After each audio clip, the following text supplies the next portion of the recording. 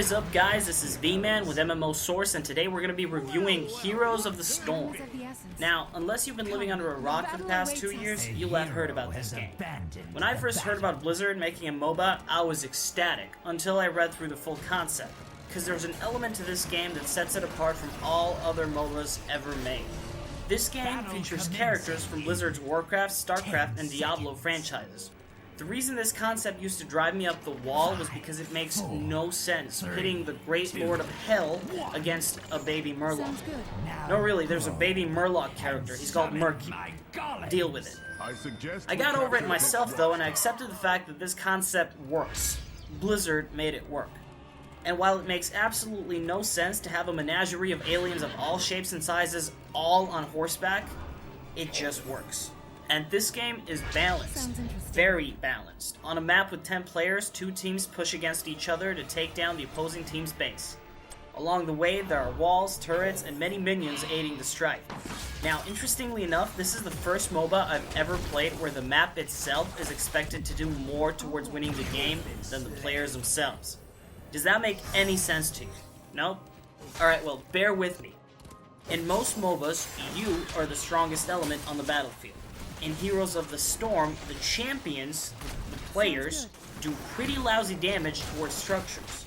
And while you could chase around your enemies and kill them over and over again, this doesn't do much towards making you stronger, so you're essentially just wasting your time. The real heroes of the map are the countless monster camps scattered about. You're supposed to gang up on them with your allies, and this gives you the ability to hire them to push the front line for you. And trust me, they're far better at it than you will ever be. On top of all that, every map has its own quest line. You heard me right, quests in a MOBA. The quests are very different on every map, but they all serve to empower your team towards pushing the enemy base down faster. Some maps spawn monsters to fight by your side, others fire giant projectiles straight into the enemy base, but they all have one thing in common. You have to earn them.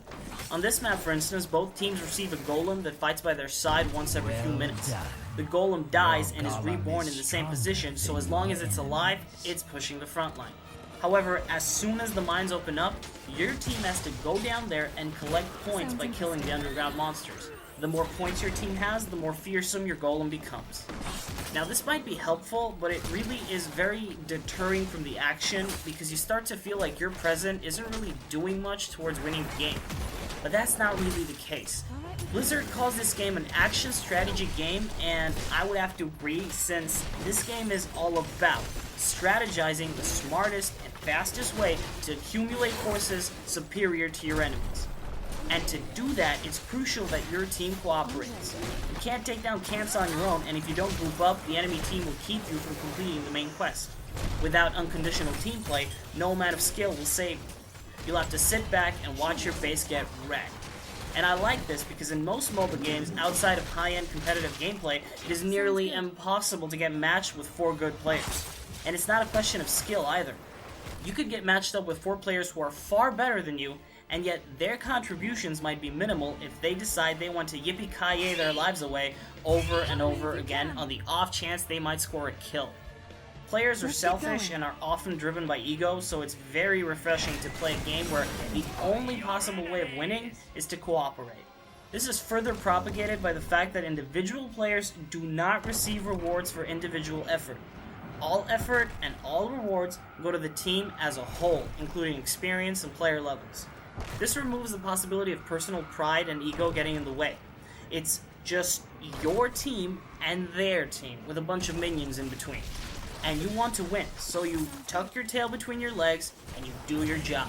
Whether that means healing or helping take over a camp, you do your best to be a good teammate, and you know it will invariably lead to you winning the match in the end.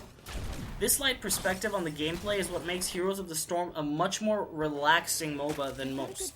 Personally, it's not even in my top 3 MOBAs, but I would still recommend this game over my top 3 to anyone who hasn't played MOBAs before. This is because I personally like winning, but above all, I want to be the best. And it's not enough to be better than everyone on the enemy team. No, I want to be better than everyone on my team as well. And in trying to do that, I end up sinking the ship. This pretty much means that I am the worst type of cancerous player that you can find, and you really don't want to have me on your team in most online games. But in Heroes of the Storm, I'm just delightful. I follow you around, making sure you don't get killed and helping you push camps. I'm usually very hard to play with, but this game motivates me to be more cooperative, which in turn leads me to winning more games. That is how this game makes you a better person.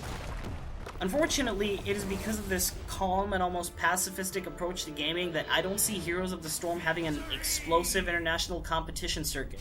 Blizzard is going to have to pump a lot of dollars into that cash cow before they can start exploiting it. And speaking of cash, at this point, Blizzard is profiting on vanity items that you can purchase to make your characters appear different. These items are entirely cosmetic, so at this point, this game is entirely 100% free, and there's no need to ever pay a single penny in order to be a formidable player. The game is well polished, runs amazingly without a lot of hardware requirements, and is incredibly simple to install. As expected, you launch and install it through the Battle.net launcher because this is a Blizzard game, and this also means you'll always get great support in case something bugs out. Guys, I'll admit, this game could stand to be a bit more bloodthirsty, but in its calm and cooperative nature, it's a unique new recipe that we haven't seen before. It's a MOBA that doesn't make you want to break your own keyboard against your teammates' heads.